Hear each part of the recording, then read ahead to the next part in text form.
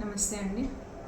ఈరోజు కొంతమంది ధ్యానాంజనేయ స్వామి దేవాలయం యొక్క కొంతమంది భక్తులు వచ్చి ధర్మకర్తల మీద కంప్లైంట్ చేయడం జరిగింది.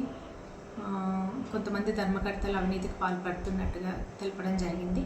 ఇట్టి విషయాన్ని మేము కమిషనర్ గారి దృష్టికి తీసుకెళ్తాము. వారి ఆదేశాల మేరకు తదుపరి చర్యలు తీసుకుంటాము. అంటే ఎలాంటి ఆరోపణలు అండి వాళ్ళ మీద? ఏం చేస్తున్నారని? అంటే కొంతమంది టెండర్దారుల దగ్గర అమౌంట్ వసూలు చేశారని, కొన్ని డొనేషన్స్ వసూలు చేశారని ఆరోపణలు వస్తున్నాయి. ఈ విషయాన్ని కమిషనర్ గారి దృష్టికి తీసుకెళ్ళి వారి ఆదేశాల మేరకు తదుపరి చర్యలు తీసుకుంటాం.